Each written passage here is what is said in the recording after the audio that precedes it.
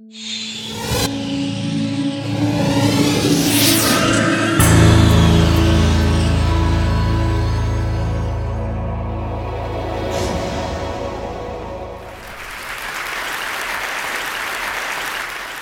I should have a daughter, instead of mom, she's gonna call me Point B. Because that way she knows that no matter what happens, at least she can always find her way to me. And I'm gonna paint the solar systems on the backs of her hands. So she has to learn the entire universe before she can say, oh, I know that like the back of my hand. And she's gonna learn that this life will hit you hard, in the face, wait for you to get back up just so it can kick you in the stomach. But getting the wind knocked out of you is the only way to remind your lungs how much they like the taste of air. There is hurt here that cannot be fixed by Band-Aids or poetry. So the first time she realizes that Wonder Woman isn't coming, I'll make sure she knows she doesn't have to wear the cape all by herself. Because no matter how wide you stretch your fingers, your hands will always be too small to catch all the pain you want to heal. Believe me, I've tried. And baby, I'll tell her, don't keep your nose up in the air like that. I know that trick. I've done it 1,000,000 times. You're just smelling for smoke, so you can follow the trail back to a burning house so you can find the boy who lost everything in the fire to see if you can save him. Or else, find the boy who lit the fire in the first place to see if you can change him. But I know she will anyway, so instead, I'll always keep an extra supply of chocolate and rain boots nearby, because there is no heartbreak that chocolate can't fix. Okay, there's a few heartbreaks that chocolate can't fix, but that's what the rain boots are for, because rain will wash away everything if you let it. I want her to look at the world through the underside of a glass-bottom boat, to look through a microscope at the galaxies that exist on the pinpoint of a human mind, because that's the way my mom taught me, that there'll be days like this, there'll be days like this, my mama said, when you open your hands to catch and wind up with only blisters and bruises. When you step out of the phone booth and try to fly, and the very people you want to save are the ones standing on your cape. When your boots will fill with rain and you'll be up to your knees in disappointment, and those are the very days you have all the more reason to say thank you. Because there's nothing more beautiful than the way the ocean refuses to stop kissing the shoreline, no matter how many times it's sent away. You will put the wind in winsome, lose some. You will put the star in starting over, and no matter how many landmines erupt in a minute, be sure your mind lands on the beauty of this funny place called life. And yes, on a scale from 1 to over-trusting, I am pretty damn naive, but I want her to know that this world is made out of sugar. It can crumble so easily, but don't be afraid to stick your tongue out and taste it. Baby, I'll tell her, remember your mama is a worrier and your papa is a warrior, and you are the girl with small hands and big eyes who never stops asking for more. Remember that good things come in threes, and so do bad things, and always apologize when you've done something wrong, but don't you ever apologize for the way your eyes refuse to stop shining. Your voice is small, but don't ever stop singing. And when they finally hand you heartache, when they slip war and hatred under your door and offer you handouts on street corners of cynicism and defeat, you tell them that they really ought to meet your mother. Thank you. Thank you. Thank you. Thanks. Thank you. All right, so I want you to take a moment, and I want you to think of 3 things that you know to be true. It can be about whatever you want: technology, entertainment, design, your family, what you had for breakfast. The only rule is don't think too hard. Okay, ready? Go.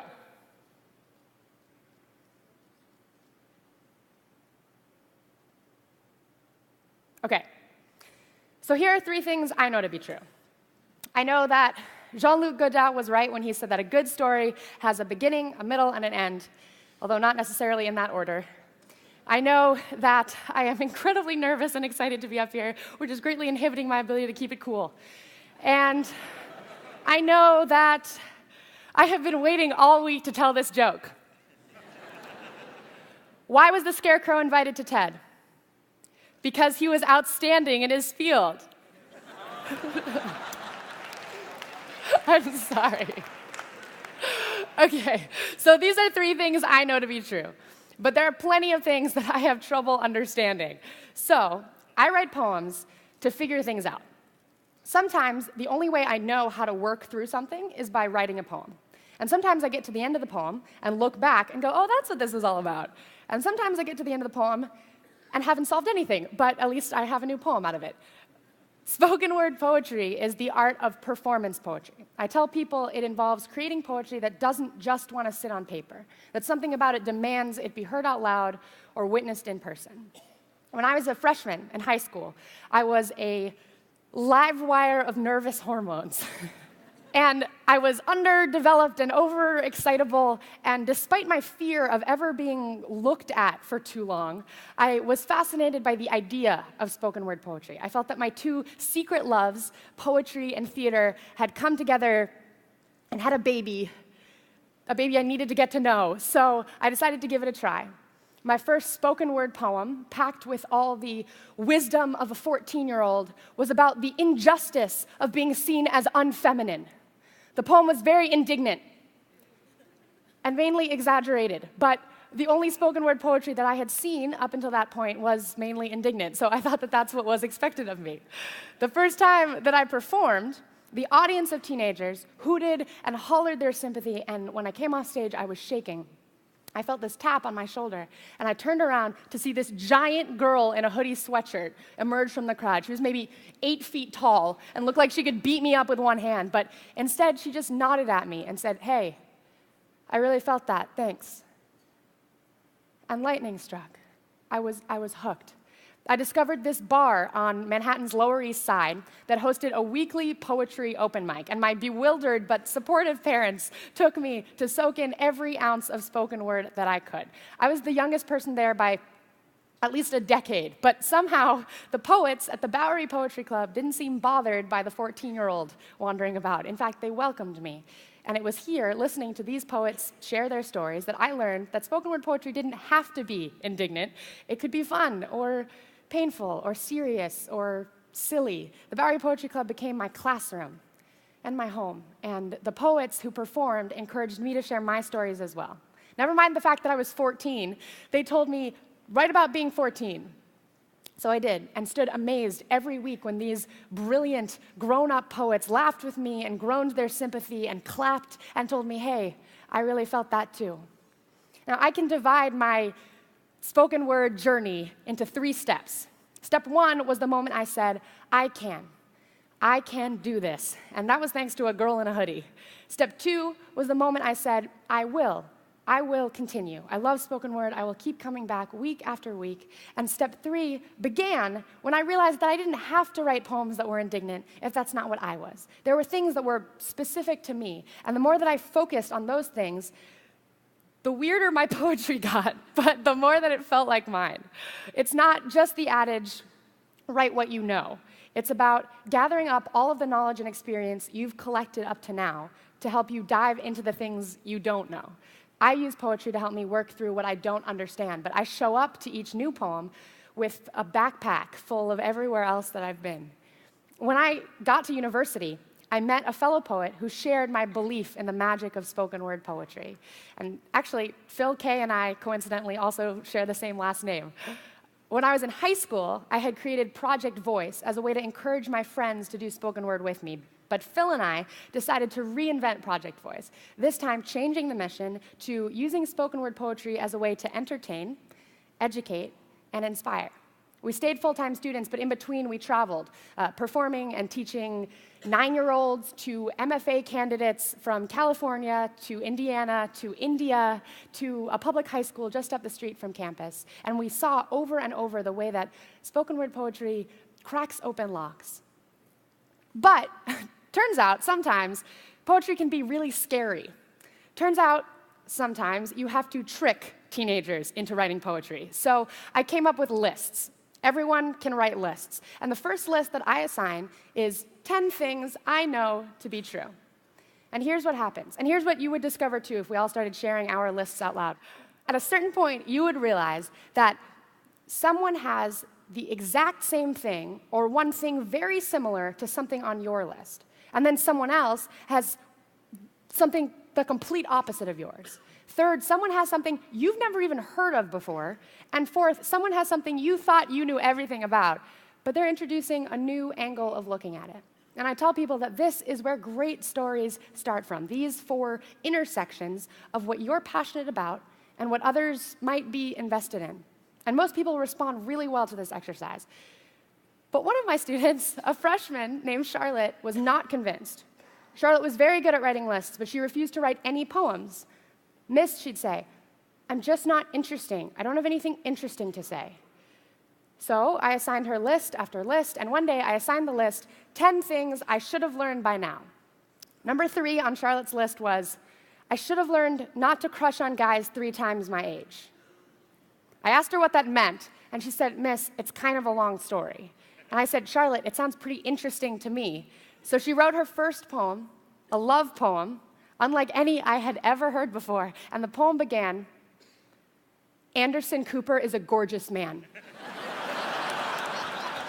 Did you see him on 60 Minutes racing Michael Phelps in a pool?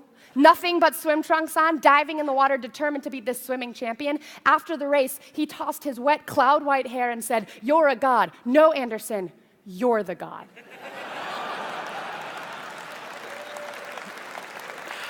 So, now I know that the number one rule to being cool is to seem unfazed, to never admit that anything scares you or impresses you or excites you. Somebody once told me it's like walking through life like this.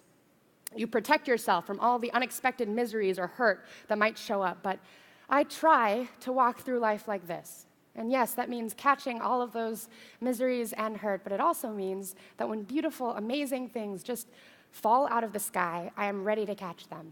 I use spoken word to help my students rediscover wonder, to fight their instincts to be cool and unfazed, and instead actively pursue being engaged with what goes on around them so that they can reinterpret and create something from it. It's not that I think that spoken word poetry is the ideal art form. You know, I'm always trying to find the best way to tell each story. I write musicals, I make short films alongside my poems, but I teach spoken word poetry because it's accessible. Not everyone can read music or owns a camera, but everyone can communicate in some way, and everyone has stories that the rest of us can learn from. Plus, spoken word poetry allows for immediate connection. It's not uncommon for people to feel like they're alone or that nobody understands them, but spoken word teaches that if you have the ability to express yourself and the courage to present those stories and opinions, you could be rewarded with a room full of your peers or your community who will listen. And maybe even a giant girl in a hoodie who will connect with what you've shared.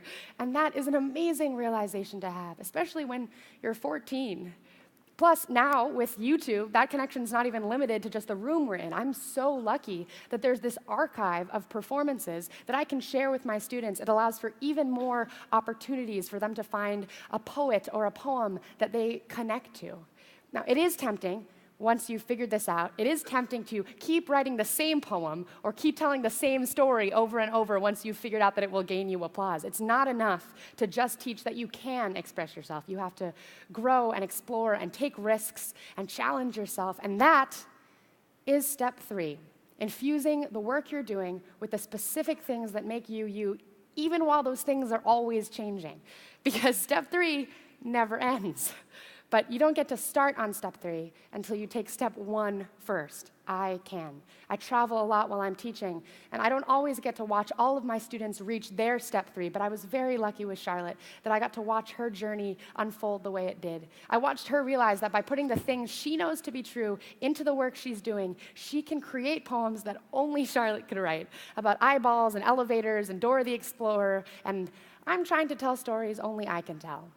Like this story. I spent a lot of time thinking about the best way to tell this story, and I wondered if the best way was going to be a PowerPoint or a short film, and where exactly was the beginning or the middle or the end.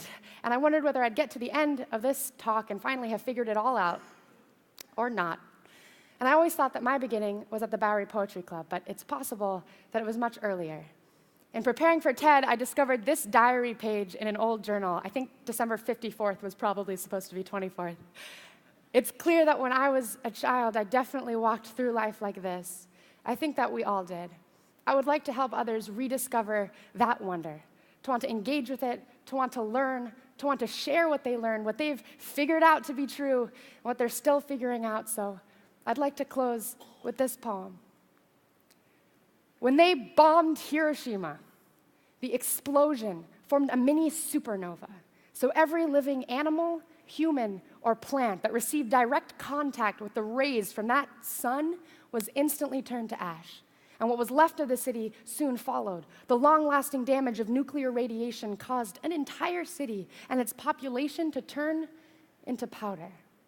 When I was born, my mom says, I looked around the whole hospital room with a stare that said, this? Pfft, I've done this before. She says I have old eyes. When my grandpa Genji died, I was only 5 years old, but I took my mom by the hand and told her, don't worry, he'll come back as a baby. And yet for someone who's apparently done this already, I still haven't figured anything out yet. My knees still buckle every time I get on a stage. My self-confidence can be measured out in teaspoons, mixed into my poetry, and it still always tastes funny in my mouth.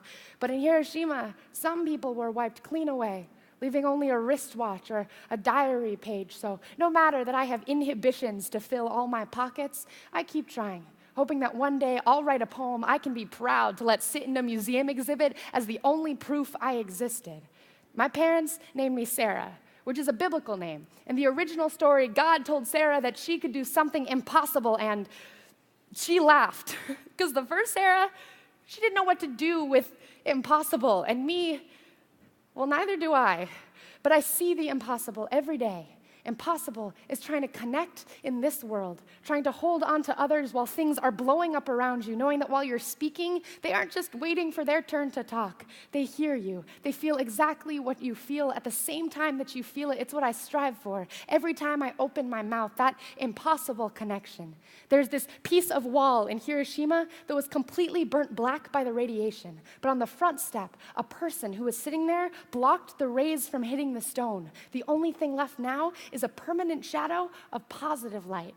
After the A-bomb, specialists said it would take 75 years for the radiation-damaged soil of Hiroshima City to ever grow anything again. But that spring, there were new buds popping up from the earth.